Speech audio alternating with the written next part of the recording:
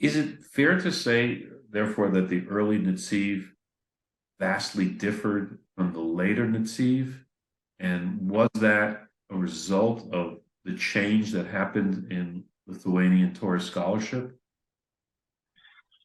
So I'd say yes and no, right? Yes and no. So I think there's a change in the Netziv and in his literary output from when he was a young man till to his later years of life, and that change, I think, is a reflection of the changes happening in society around him. So, as I mentioned before, Emek HaNetziv is the earliest thing he wrote.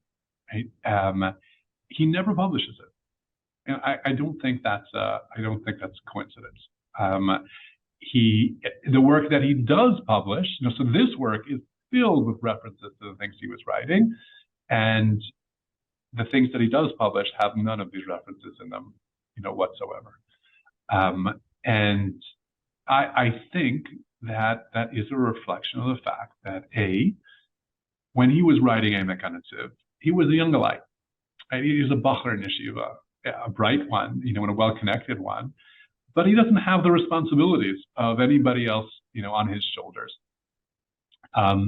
He's not responsible for training anybody else. And so he writes what he thinks. He writes, he cites what he writes. He has no problem reading anything that's, that he thinks is valuable, discarding anything that he does.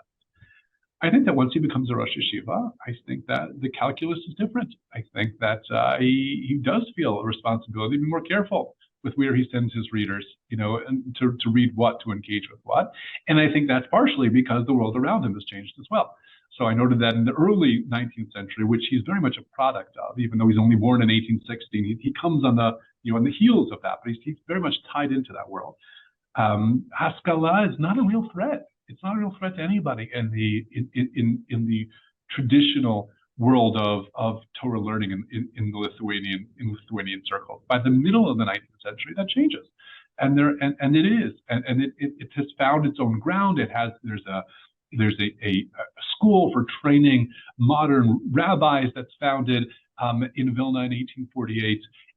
There is government support behind that camp, and you begin to have intellectuals emerge, who will claim, like, the great poet Yehuda Leib Gordon, that you should be, a Jew at home and a man in the street, and that's a threat. That's definitely a threat. So, suggesting that people go learn Mendelssohn or go learn de Rossi has a different implication in the second half of the 19th century than it did in the first half. So his position has changed, and the world around him has changed as well.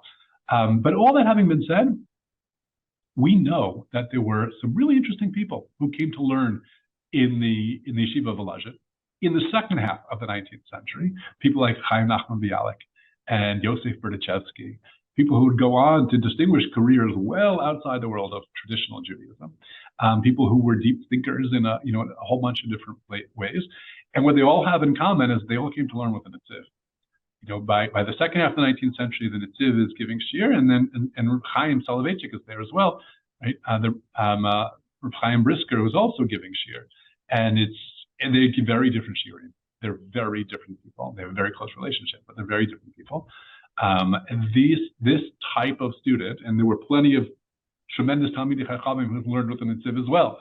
Rav Kook, Rav Chaim Ozer, many.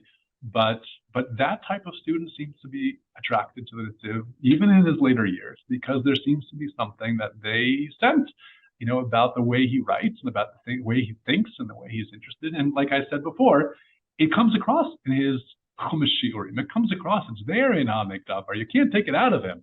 He's just not citing it in the same way, perhaps not sending people to read it in the same way that he would have or did in his younger years.